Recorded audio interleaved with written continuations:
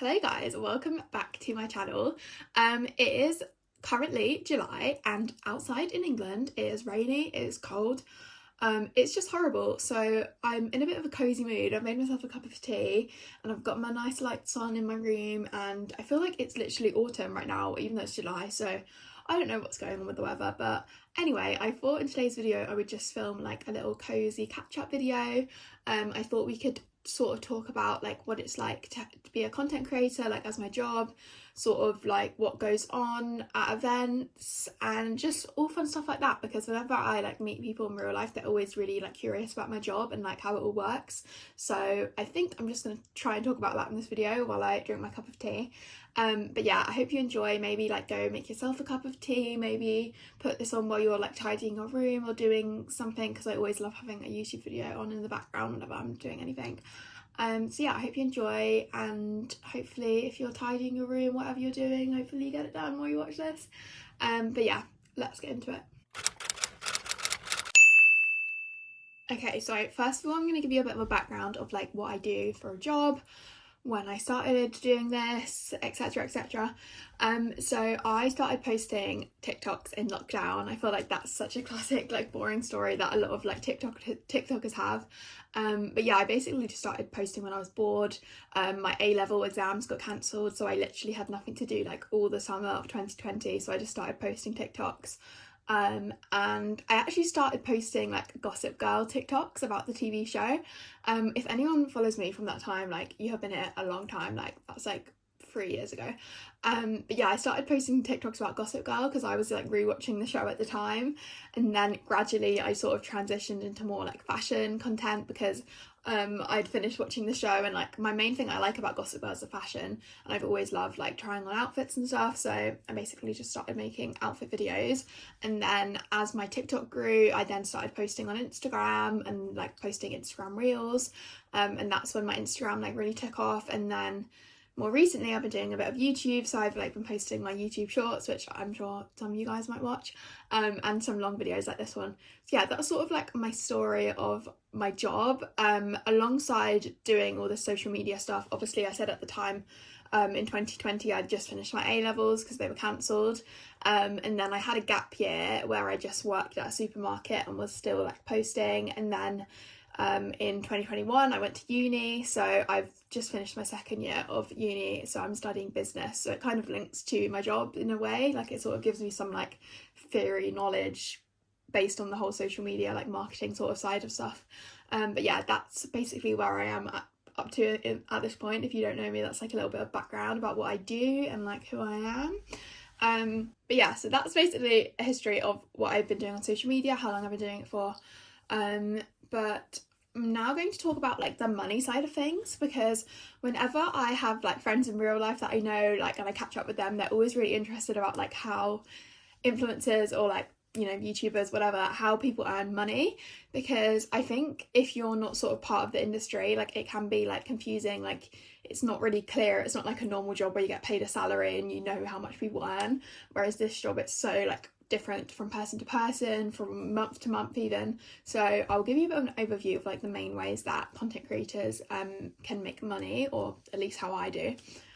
So the platforms themselves, so like YouTube, Instagram, TikTok, whatever people might post on, they normally don't pay very much to the people that make the videos, which I think is kind of dumb, because like, say for example TikTok, like their whole app is only exists because of the people making the content, but they hardly pay them anything.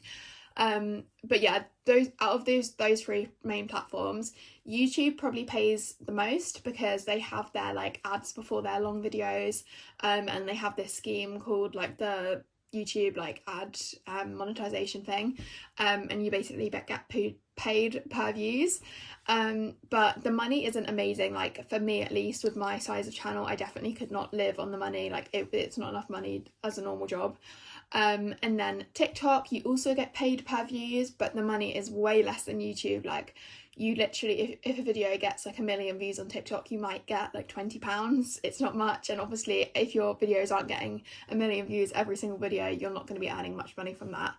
And then Instagram, at least in the UK, doesn't pay anyone anything, so that's pretty rubbish. If you're like mainly based on Instagram, you will not get any money from posting. So the main way that content creators make money online is through ads. So when you see like hashtag ad, that is the main way content creators will make money. So for example, me, I have a management. So I have a manager, this lovely girl called Sophie, if you're watching. Hello, Sophie. And she will basically like reach out to companies that I tell her about. Like, say I'll be like, oh, I really want to work with ASOS. She'll email ASOS, she'll try and negotiate a deal for me. She'll contact me and say, right, Grace, they want you to make one TikTok for this amount of money. And I say yes or no. And then once the deal's finished, Sophie takes a certain percentage because she like did all the hard work, and I take the rest of the cut because obviously I made the video, and I have the platform to post it on. So yeah, that's basically how like sponsorships works. Obviously, if you don't have a manager, most other influencers will just like manage their deals themselves. They might just have like an email account linked in their bio, and they will just like reply and do all the negotiating and stuff on their own. But for me, I find that management, especially while I'm at uni, is way better for me because I don't have the time to be like emailing all the brands and like trying to pitch myself all the time. So it's good to have someone like doing that constantly in the background for me rather than me having to do it, especially when I have like essays to write at uni. But yeah, in terms of actual figures, like obviously I'm not going to really say because most like contracts I sign say that I have to, like I'm not allowed to say how much I earn, but I would say it's most influencers like earn a good salary, like they're earning more than like many like sort of retail jobs and stuff like that. And in my opinion, it's way less work. Like for example, I used to work at Sainsbury's and I used to work like much harder for way less money. So I would say it's definitely a well-paid job. And I think it is deserved, but I think there are so many jobs that deserve way more money than influencers. Like for example, my best friend is a student nurse and she doesn't get paid anything for her like 3 years while she's studying to be a nurse for all the shifts she's doing, which I think is crazy. So I'm definitely like very aware and very grateful that my job is like quite well paid to other like industries. Hopefully in the future like the government can raise the wages of everyone because there's so many jobs that are so underpaid, especially in England. Like it's so bad. Any of the like government jobs like nursing, police, teachers is so bad. Anyway, I feel like I've just rambled on, but basically what I'm trying to say is the main way people make money is from ads, and you make a little bit of money from like views and stuff if you're on YouTube and TikTok, but the bulk of any like YouTuber or TikToker salary is going to be coming from ads. Okay, I'm gonna talk about like the positives and negatives to the job. So I would say the negatives is, I feel like everyone is aware, like you can get a lot of hate comments online, especially if you're doing videos like that heavily feature yourself, your body. For me, posting fashion stuff means obviously my body is in all my videos, and as soon as a video gets like over a certain amount of views, you are almost basically guaranteed to get a number of hate comments. And if it's a video about your body or your body's in it or your face or just, you know, there's always going to be something for people to criticize. So I think it is a very hard job in terms of that because you're always kind of going to be having hate comments. But I would sort of relate it to the same way that if you worked in retail, there's going to be like horrible customers and you don't take it to heart. But obviously it is a bit harder because you're like getting hate comments about your actual job or your actual face or your body, whereas if you're working in like a cafe and the customer's shouting at you about the food, it's not directly to do with you. But I think it is just something that comes with the job, and there are things you can do. Like on Instagram, I have certain words blocked because I find them a bit triggering, especially about like my body. But it is a hard thing, and I think you just have to sort of grow a thick skin if you're wanting to do this job, because as long as you're getting good views, you're basically guaranteed to have horrible comments, which is, I mean, it's such a horrible world we live in where it's like guaranteed if anyone's doing well, they're going to be having bad stuff said about them, but that is what comes with the job. So yeah, that is definitely the main negative about the job. Okay, so now I'm going to talk about the positives. Obviously, as an influencer, you are probably going to be self-employed, which comes with a lot of positives. So like setting your own schedule, like I don't have to wake up really early every day if I don't have anything like to do that day. If I'm just filming, I don't have a boss, I don't have anyone to like approve things by. I have like total like creative freedom. It's a very creative job. If you love like creating things and drawing and all these sort of things, it can like be very creative. Also, one thing about the job is you kind of get like instant recognition. Like, so if you post a video that you've worked hard on and it does well, it's sort of nice to see the instant amount of like nice comments about it, or if people really love the video you've made. It is sort of nice compared to like if you were just at an office job. Like, I feel like you don't really see, like, if you're just at an office job, you don't really feel normally that your work has that much value, whereas this job, at least you get like, it's nice to know that maybe your videos are helping people or that people enjoy your content. But yeah, that's definitely some of the good things about the job. Another good thing about having this job is the amazing events I get invited to.